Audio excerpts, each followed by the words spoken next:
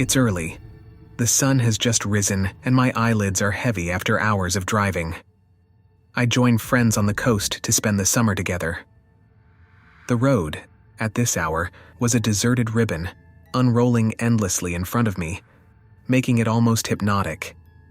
A sign indicating a gas station gives me the opportunity to stop. That's good. The tank is almost empty. Arriving there, I notice an old sedan already occupying the first pump. There was no one in the car, and the keys were out of the ignition. Behind this gas pump was a small store that looked like it had seen better days. I then go inside the shop and go to the fridge to get myself an energy drink. I really needed it.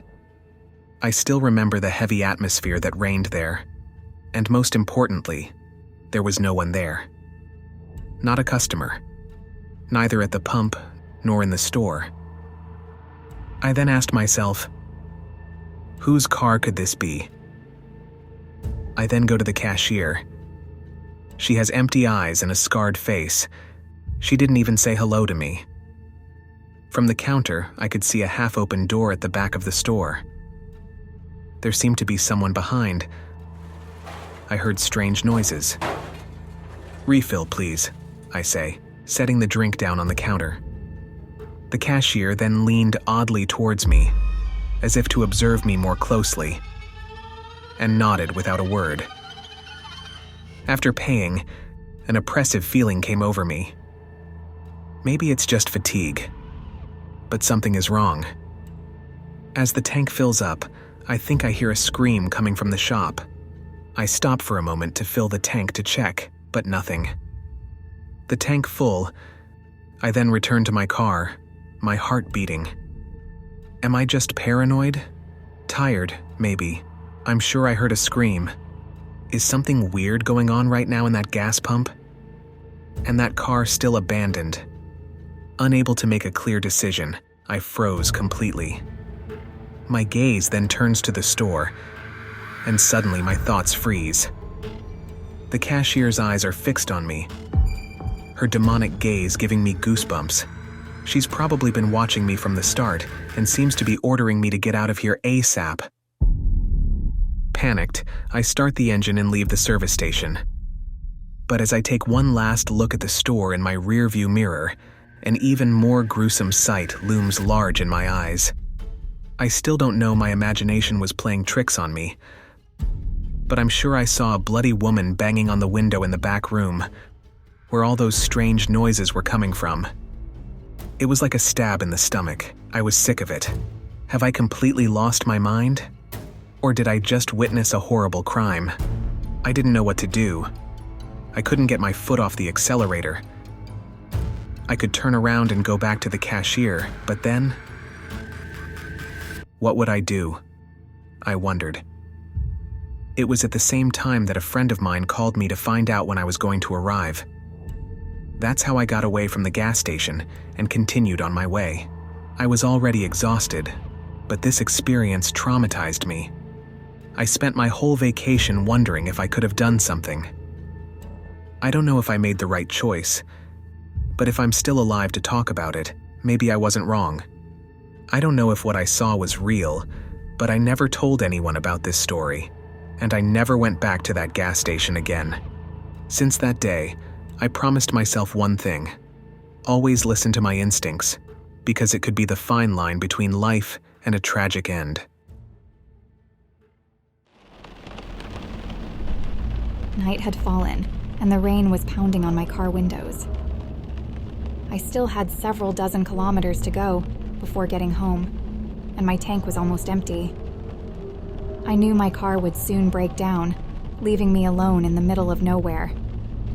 The gas station I saw in the distance was my only hope.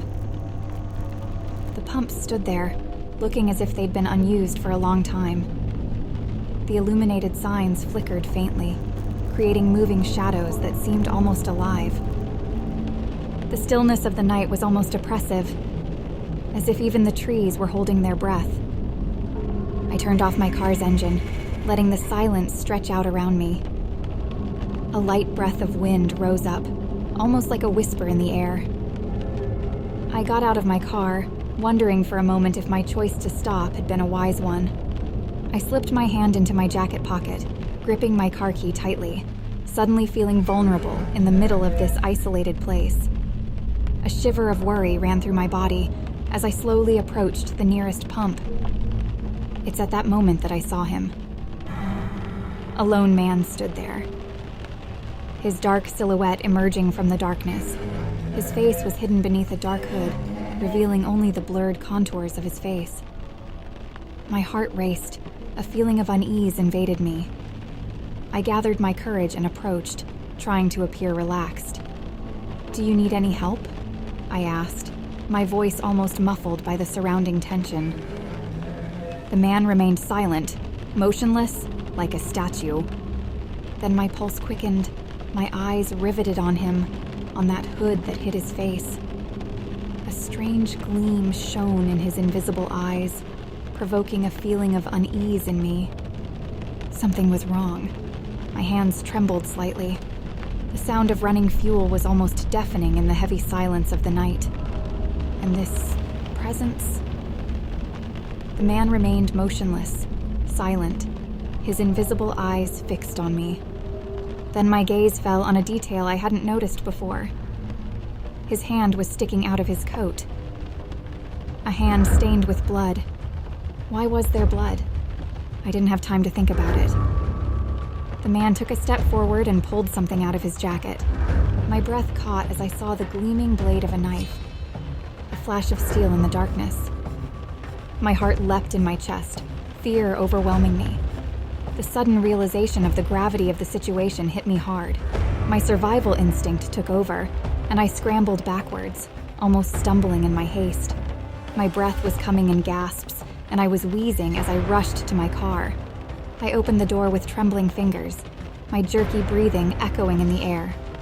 The engine roared to life, the headlights illuminating the darkness, and I stepped on the gas pedal. As I pulled away from the gas station, I took one last look in the rearview mirror.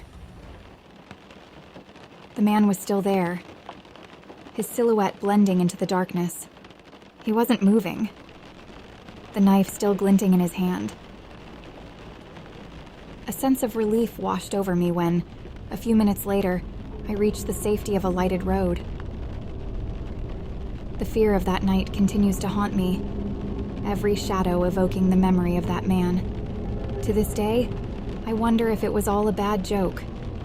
What would have happened to me if I hadn't run away so quickly?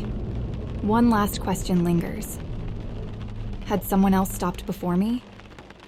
Had they met with a fate less favorable than mine?